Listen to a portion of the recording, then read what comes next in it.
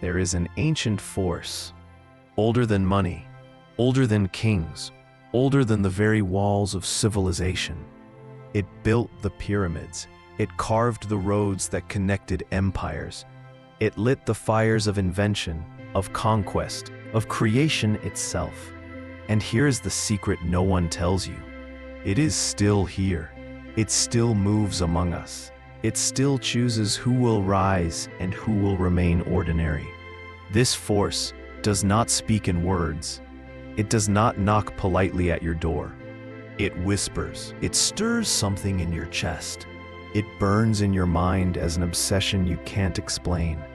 It is the pulse behind your greatest visions, and the reason you can't sleep at night when you know you are meant for more. The ancients understood it. They lived with it. They bowed to it, but they also commanded it. Egypt's rulers didn't just gather stone and slaves to build their monuments. They aligned themselves with this force, that invisible current that bends the will of men, that fuels the work of decades, that keeps armies marching across deserts without rest. Alexander the Great felt it in his blood. It drove him to ride at the head of his army, to take territories no man before him dared to claim. Marcus Aurelius wrote about it in his Meditations, knowing that without this force, even an emperor is just a man in a robe. And here you are, living in an age where people have forgotten. The same force that once moved through kings and warriors now lies dormant in the majority, wasted on distraction, dulled by comfort, bled dry by the endless noise of modern life. People scroll instead of build. They react instead of create. They seek safety instead of greatness. But you wouldn't be here if something inside you wasn't already waking up. If you weren't feeling that ancient pulse calling you to remember who you are, because this force is not reserved for the chosen few. It does not belong to royalty, to generals, to the wealthy. It belongs to whoever is willing to claim it, to obey its laws, to wield it with discipline and intention. It is a force of focus, of directed energy, of relentless action in the service of a vision greater than yourself.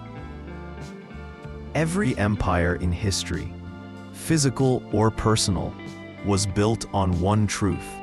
Energy, when channeled, multiplies, but when scattered, it evaporates. This is why most people never rise. They have the same force flowing through them as the greatest leaders in history, but they leak it. They bleed it out into every distraction, every trivial argument, every shallow desire that gives a moment's pleasure and steals a lifetime's potential. The ancient builders knew better. They harnessed it the way a dam harnesses a river, focusing it, compressing it, directing it towards something that would last for generations. And here's what they knew, that we have forgotten. This force is not just ambition. It is not just willpower. It is a fusion of vision and discipline.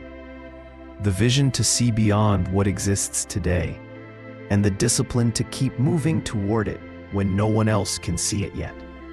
Look around you. The modern world worships the results of this force. Skyscrapers, companies, technologies, art that lasts centuries. But it no longer teaches the method. Instead, we are taught to chase the spark without learning how to keep the fire alive. To start things without ever finishing them. To want without ever earning. And that is why the empires of today are built quietly, in the shadows, by those who still remember, by those who have cut off the leaks, by those who guard their energy like treasure and spend it only where it compounds. The truth is simple. Your empire, whatever it looks like for you, is already waiting. It exists in potential. It is built the moment you stop scattering your force and start directing it. But there is one law you must understand before you begin. This force cannot be begged for. It cannot be borrowed. It must be commanded. And to command it, you must become the kind of person it obeys. The kind of person who says what they mean and means what they say. The kind of person who does not chase, but attracts. Who does not waste, but multiplies. When you live like this, the ancient force begins to recognize you. It begins to move for you. Opportunities appear that once seemed impossible. Resources gather around you as if pulled by an unseen magnet. People start to follow you, not because you asked, but because they can feel you are tapped into something they've forgotten how to access.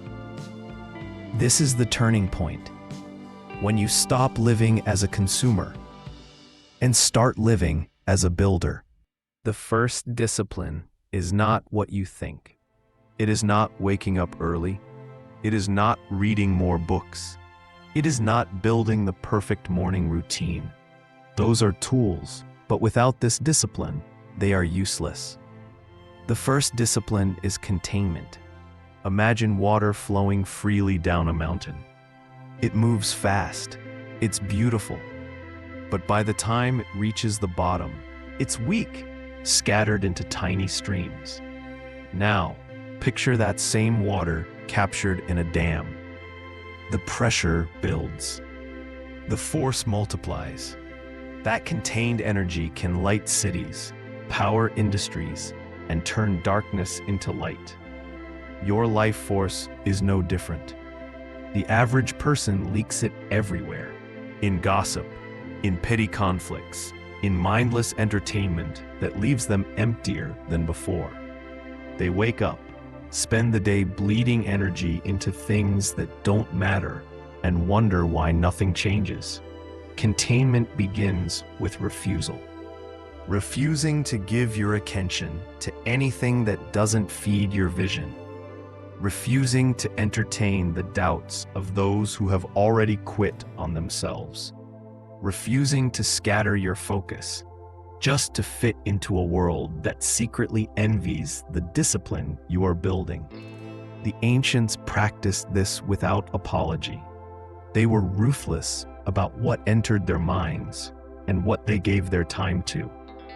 Not because they were cold or uncaring, but because they knew their empire depended on it. Every distraction, every wasted hour, every unguarded conversation was a breach in the dam. And when the dam breaks, the empire falls. You must decide what is allowed in your kingdom and what is not. This is not about isolation. It is about selection. You choose the people, the ideas, the environments that feed the force within you, and you reject the rest. Here's the paradox. When you contain your energy, it doesn't shrink, it grows. When you stop chasing everything, the right things begin to chase you. Containment creates gravity. It turns you into a center of pull instead of a desperate wanderer.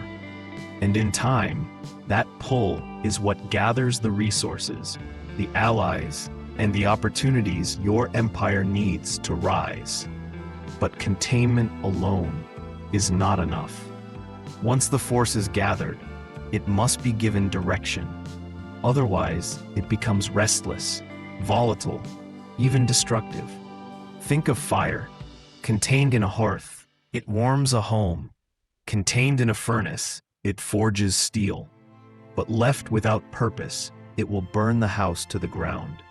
The same is true of the ancient force within you. It must be pointed toward a vision so compelling that it pulls you forward even when every muscle in your body wants to stop. The builders of old understood this. They didn't just gather energy, they tied it to something eternal. A temple that would stand for centuries, a road that would outlast the men who laid the stones, a body of work that would carry their name beyond the grave. This is where your modern advantage comes in. You live in a world where your empire doesn't have to be land or stone. It can be an idea, a movement, a creation that spreads across the globe in moments. But the principle is the same. You must define the purpose before the force will obey you. Ask yourself, if every ounce of my life energy for the next decade could be channeled into one thing, what would be worth it? Not what would make you quick money, not what would impress the crowd, but what would outlive you. What would make your name a part of the story long after your body is gone. This is how you begin to think like a builder of empires. Not in days, not in years, but in lifetimes. Because here is the truth that most people miss. Your energy is the currency of the unseen. Every thought, every action, every choice is either a deposit into your empire or a withdrawal from it. And the empire you are building in secret will one day appear in public, whether you are ready or not. So guard the force, contain it, direct it, and never forget that the moment you lose control of it, the moment you let the leaks return, you hand your crown to someone else. The second discipline is conversion. Containment gathers the force. Conversion turns it into something tangible. This is where most fail, because they confuse holding energy with using it. They think that simply avoiding distraction will bring them greatness. But an empire is not built by saving bricks. It is built by laying them, one by one, with precision and purpose. Conversion is the art of turning raw energy into strategic action. The ancients were masters of this. Every burst of force they generated, from ritual, from training, from deep focus, was immediately given a task. The energy didn't sit idle. It didn't wander aimlessly. It was poured directly into the foundation stones of the empire. This is why they built monuments that still stand today, while others, who had the same strength and the same time, left nothing behind but dust. Here's what they knew. Energy without a task will always find a temptation. If you have no mission, your power will drift toward whatever is easiest, and whatever is easiest is almost always beneath you. Conversion means assigning your energy before the world steals it. It means waking up knowing exactly where the best of you will go today, before you answer a single message, before you react to anyone else's demands. And when the time comes to use it, you do so with absolute force, not with half attention, not with your mind split between 10 open doors, but with the kind of singular focus that bends time in your favor. History remembers those who mastered this. Leonardo da Vinci, channeling restless curiosity into inventions that reshaped the future. Marcus Aurelius, converting personal trials into the philosophy that would guide leaders for centuries. Tesla, transmuting intense inner force into visions of technology the world is still catching up to. They did not waste. They did not wander. They converted. There's a rule here you must remember. Force follows form. If you create the form, a project, a structure, a ritual, the force will fill it. But if you wait for the force to appear before creating the form, you will wait forever. A builder does not stand in an empty field wishing for walls to rise. He sets the frame, and then the walls obey. So ask yourself, where will today's energy go? What form will it take by nightfall? Write it down, make it real. Then honor it like a sacred contract between you and the empire you are building. Because here's the secret. When you convert enough days of contained energy into tangible results, something strange begins to happen. Momentum takes over. What once required all your discipline becomes natural. the force starts flowing toward creation without resistance. And in that state, the world stops seeing you as a person chasing success. They start seeing you as a force they cannot stop. The third discipline is fortification.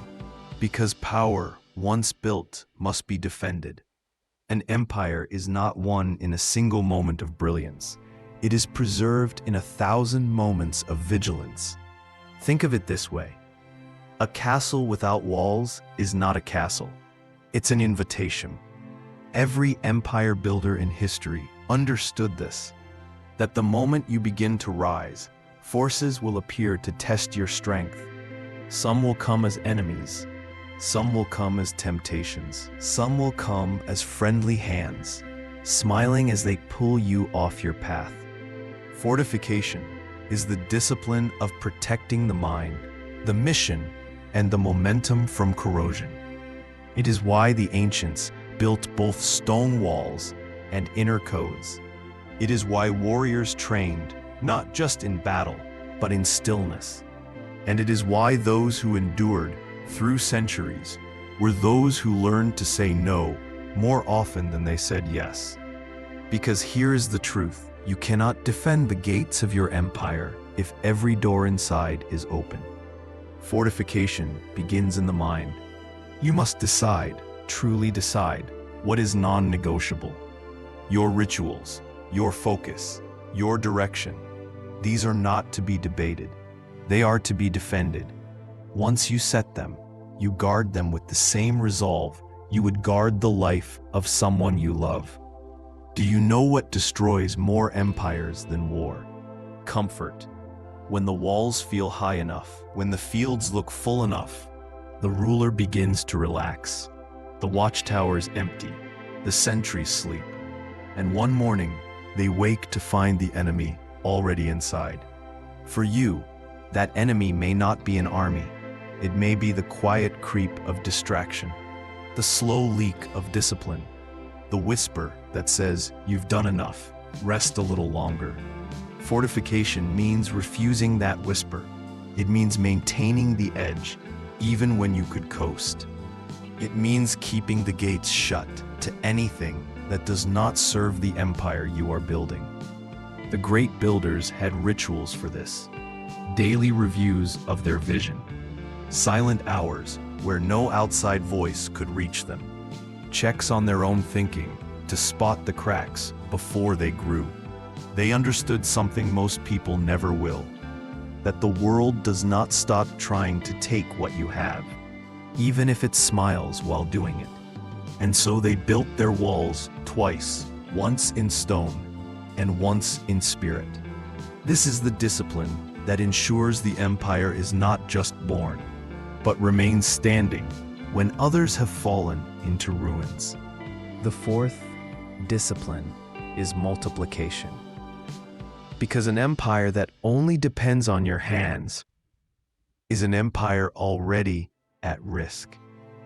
Multiplication is the art of turning one into many, of planting seeds that grow without you constantly standing over them, of creating systems so strong that the vision no longer requires your constant breath to stay alive. Every builder who lasts understands this truth. If everything stops when you stop, you don't own an empire, you own a cage. The most dangerous place for a ruler to stand is at the center of every single process, because it means the entire structure depends on their presence. And if the ruler falls, the walls follow. The wise don't just build for themselves. They build through themselves. They create layers, structures, systems. They teach the vision to others, so the work multiplies without dilution. Think of the greatest empires in history. They were not built by one man swinging a hammer or one woman writing every law. They were built by leaders who understood how to extend their reach through the hands, minds, and loyalty of others. Multiplication is how the seed becomes a forest. It is how a single river becomes a network of canals that feed an entire nation. It is how one voice becomes a movement that echoes beyond the lifetime of the speaker. But here's the hidden truth. Multiplication begins long before you think you're ready. Most wait until they're overwhelmed to start delegating. Most wait until the work is breaking their back before they design systems. And by then, the cracks are already showing. The great builders start from day one. Every action, every process, every insight, they ask, can this be replicated? Can this be taught? Can this be repeated without me? If the answer is yes, they record it. They teach it. They pass it forward. Multiplication is not just about people. It's about assets. A book that keeps selling while you sleep. A design that keeps earning long after it's drawn. An idea that others carry and spread without you having to touch it again. This is how wealth grows without chains. This is how power deepens without you exhausting your body and mind. And this is how an empire outlives the lifetime of its founder. Because the goal was never just to build something great. It was to build something greater than you. And that, seeker, is the moment when the work becomes eternal. The fifth discipline is adaptation. Because nothing destroys a great empire faster than refusing to evolve. The landscape changes. Markets shift. Allies turn. Enemies learn. And time erodes the ground beneath every throne. History is filled with kingdoms that believed their power was untouchable until the world around them changed, and they didn't. Adaptation is not weakness. It is survival. It is strength disguised as flexibility. The rigid break in the storm. The flexible bend, and then rise again. In every age, the builders who last are the ones who listen. They watch. They read the signs before they become crises. They are students of the invisible currents beneath the surface of things. The currents that carry opportunity to those who are ready, and ruin to those who aren't. Adaptation requires humility. The humility to admit what worked yesterday may not work tomorrow. The map that brought you here will not take you there. And the methods you love most may become the very chains that hold you back. Some think adaptation means abandoning the vision. It doesn't. It means protecting it. It means keeping the essence, but changing the expression. The great leaders never confuse the two. They hold the vision like a diamond, unchanging at its core. But they're willing to change the cut, the setting, the way it catches the light. Adaptation also demands speed. You cannot wait for the storm to hit before you patch the sails. By then, the waves will already be too high. You adapt when the first winds shift, when the air feels just a little different, when the signs whisper before they start screaming. Empires that adapt early lead the change. Empires that adapt late are destroyed by it. So, seeker, you must be both builder and shapeshifter, rooted in your values, but fluid in your methods, firm in your vision, but willing to redraw the map again and again. This is how an empire stays alive through seasons, storms, and centuries. Because what refuses to bend will eventually break. Everything you've built, every stone laid, every victory won, every enemy defeated, means nothing if it dies with you. Legacy is not wealth. It is not property. It is not your name on a building. Legacy is the transmission of your vision, your values, and your victories into the hands of those who will carry them further than you ever could. It is the empire that grows in your absence, the ideas that outlive your voice, the influence that survives your final breath. Too many builders focus only on the empire they can see now.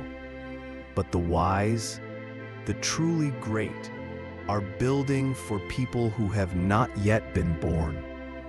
Legacy requires structure. If your empire exists only in your mind, it dies with your mind. If your strategies live only in your hands, they fade when your hands fall still.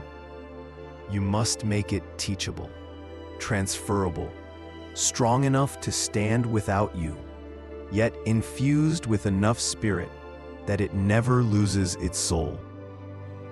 Legacy also requires selection. You cannot pass your vision to everyone. Not all who smile in your presence will guard your work in your absence. Choose carefully, teach deeply, test relentlessly, and then release them to lead without your shadow blocking their light. Remember this: legacy is not about control, it's about continuity. If you must control it to keep it alive, it will die the moment your grip loosens. But if you build it so well that it can breathe without you, it will live for generations. When you understand legacy, you stop living only for today. You stop building for applause. You start thinking in decades, in centuries, in forever.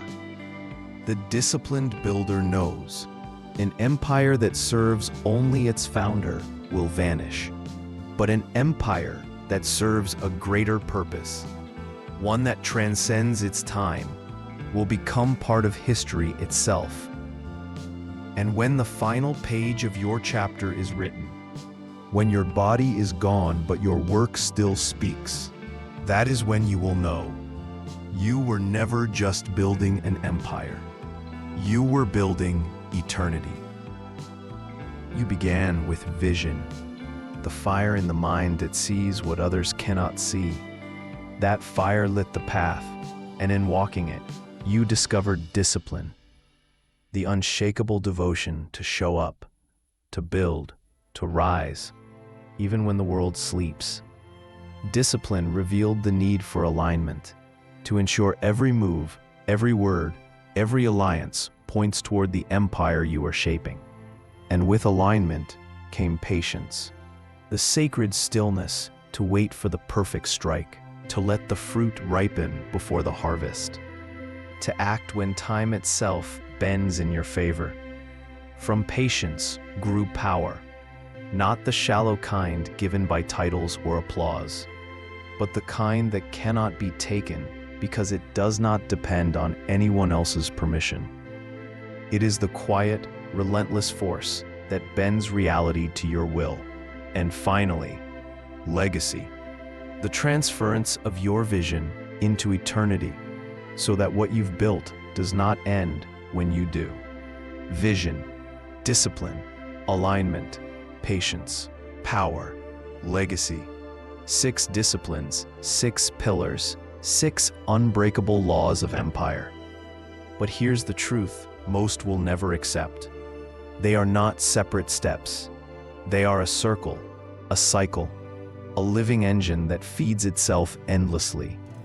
Vision fuels discipline. Discipline strengthens alignment. Alignment demands patience. Patience multiplies power. Power protects legacy. And legacy births new vision. The empire you are building is not just a fortress in space.